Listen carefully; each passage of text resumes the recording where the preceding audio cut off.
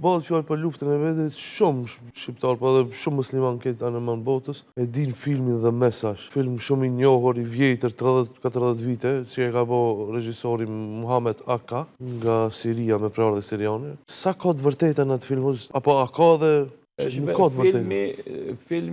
Filmi artistik që është incizu për biografinë e Muhamedit sallallahu alaihi wasallam me titull The Message, domethënë mesazhi ose porosia ose jeta e Muhamedit sallallahu alaihi wasallam, është verifikuar në atë kohë dhe në fillimin e filmit tregohet nga, do thotë, institucioni më i lartë kompetent islam botë, domethënë Azhari. Dhe sipas asaj që edhe ne kemi lexuar në librat e biografisë, shumica dërmuese e ndodhive janë sakta. Ka diçka që është diskutabile te dietarët, a ka ndodhur as ka ndodhur për një me, po sipas transmetimeve të studiuesve të biografisë së Muhamedit sallallahu alaihi wasallam, çdo gjë që është aty është domethënë e verifikuar dhe është e saktë. Faktikisht nuk ka ndonjë vërejtje për detajet që kanë ndodhur dhe domethënë mënyrat e realizimit të atyre detajeve.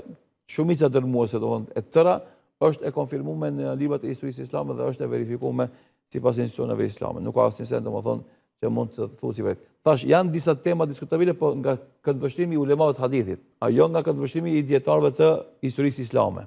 Sepse ka dallim në qasje, për shembull dietarët e hadithit janë principial në analizën e çdo transmetuesit të ndodhisë. Dietarët e historisë islame nuk i japin rëndësi transmetuesve, sa japin rëndësi transmetimeve, të cilat e vërtetojnë njëra tjetrën dhe mjafton ato për me kon fakt se ajo ndodhi ka ndodhur.